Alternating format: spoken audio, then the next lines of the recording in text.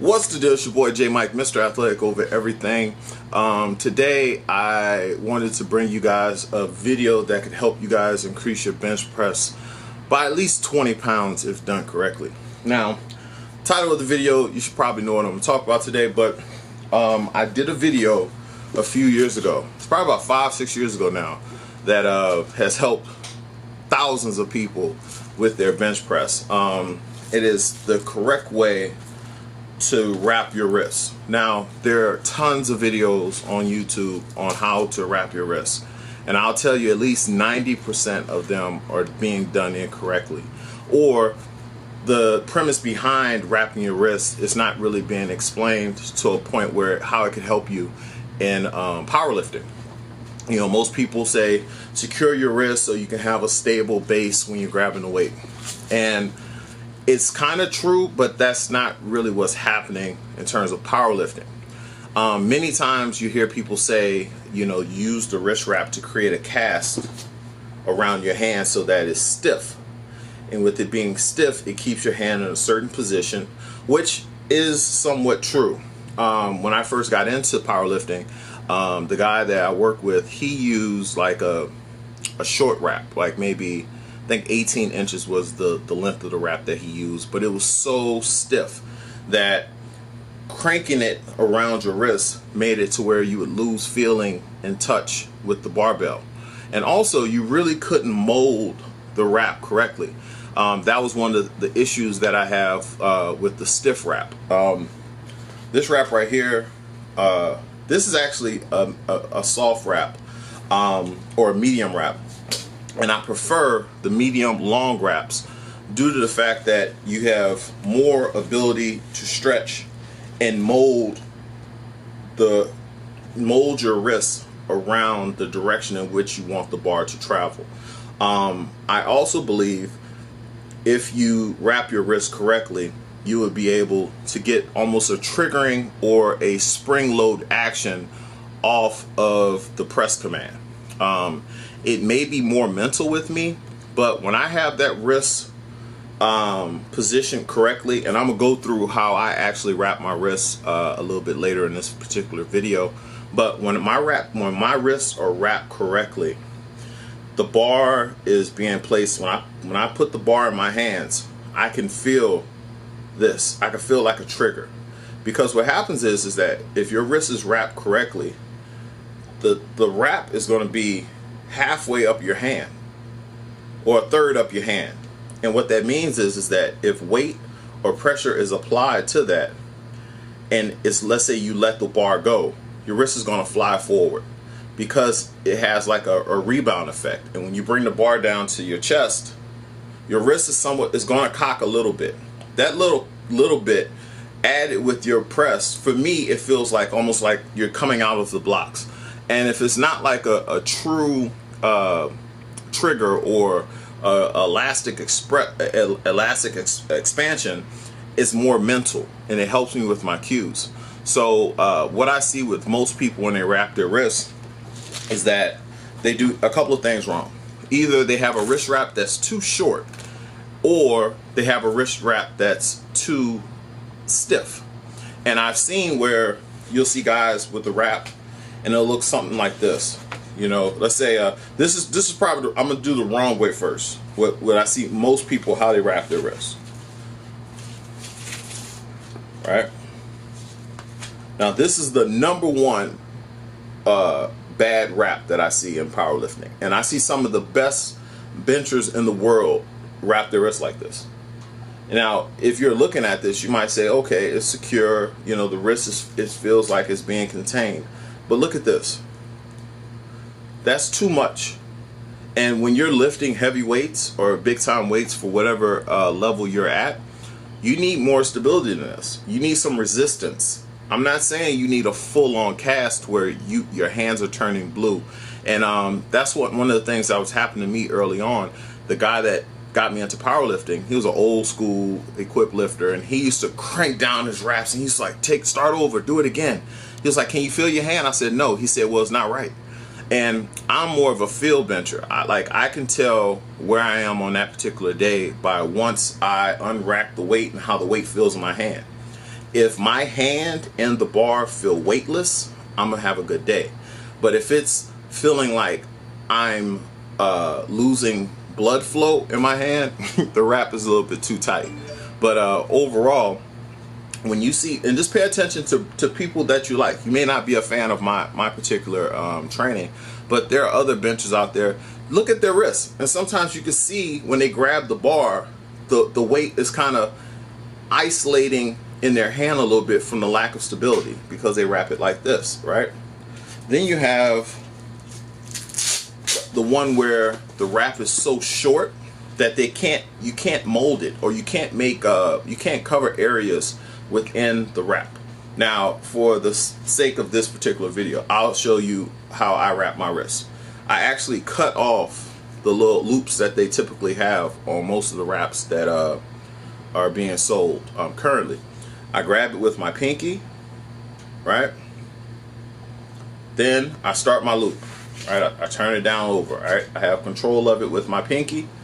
I pull tight, right? I come over twice. Now, if you look how high up the wrap is on the back of my hand. This is very important. I'll get into more detail of this as I go along with the wrap. All right, from here, I start working my way down.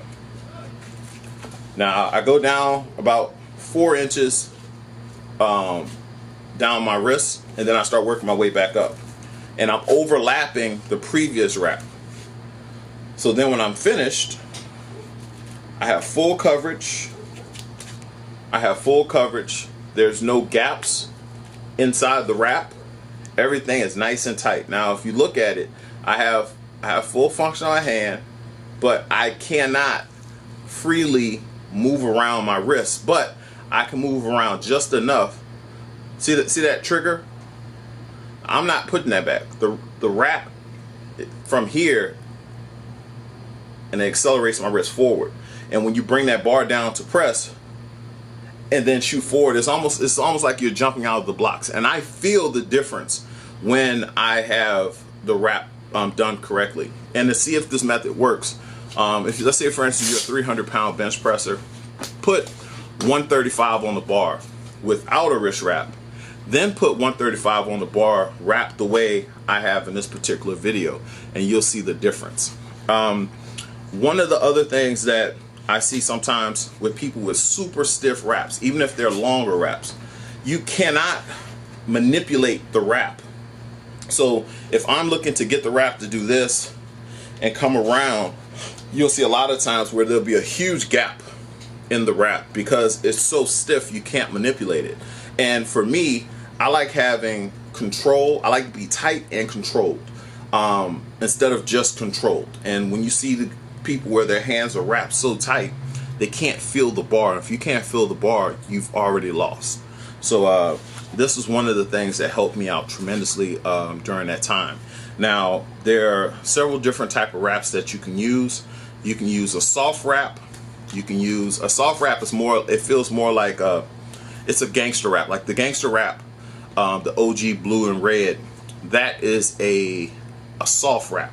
Now, I was never a fan of the gangster wrap for a long period of time, but recently I started using the gangster wraps again after like 6 years of not using them, and they're a very good wrap due to the fact that you can manipulate them. You can get more rotations around your wrists without leaving your hands numb, and with that being the case, you get greater stability for a longer period of area, and it's more comfortable. All right, now this particular wrap is an SBD wrap. Now, I've used SBD wraps for most of my career, and to be perfectly honest with you, this version here was my favorite. I believe it was the navy and red pair. Now, each pair of wraps has their own characteristics. Even though they try to make the wrap the same, they all don't have the same characteristics, and I'm actually going to show you with this particular wrap. So if you're looking for wrist wraps, you may have to open them up and try them out, because sometimes you'll get a pair of wraps, but each wrap reacts different, and that's the case in this one. Like these came out, I believe, at the Arnold in 2019 or 18. This was like when I first put them on, I put this one on first. Look at the stretch, right? I have it here. See how much that stretches? Now watch this one. I grab it, whip it around. Watch how much stretch. It's not as stretchy. It's shorted. I don't know what happened when these were made, but this one, it's shorted. So it doesn't have the same amount of flex. Yeah, so that's perfect. See, look at that. And then, so that extra stretch makes me feel unbalanced. And I remember when I first used this pair, I loved that one feeling of one, but the other one was different, and it actually came undone in my wrists while I was benching. So I never used these, and I recently just picked these up because I have to get some more wraps, but I do like the feel of this wrap. So if you can find them where they're both evenly balanced with the stretch, I do highly recommend these. Other than that, I think you guys should play around with it a little bit. Work on getting the wrap up high as possible on your wrist with still being legal. With the bench press, you can't have the wrap can only go up a certain percentage of your palm. In the USAPL, IPF, they inspect your wrist. I remember at Raw Nationals 2016, Kathy, she literally made me wrap my wrist like 4 times before I hit the platform because the wrap was too high in my hand. So I had to come up with a way where I can manipulate the wrap enough to where I can get the wrap to cover the legal area of my hand, but get up as high as possible on the back end so I can get that support. And I was able to go out and bench, I think 573 at my first nationals. But I hope some of this information in this particular video could help you guys out. But you guys can go to athletikovereverything.com for coaching as well as apparel. What I have on right now, I bench periodically. This is one of the best sellers I have on the site, along with some of the coolest merch, and probably the most popular thing that I have is the Bench Hub merchandise. If you go on the site right now, they actually have the t-shirts on the site available. And if you spend at least $75 on the site while supplies last, you'll get a free pair of Lockjaw metal collars, which are valued at around $65 or so. So if you guys go to the website, athletikovereverything.com, you can check that out. Also go to Mr. Athletic Over Everything on Instagram. So until next time, later.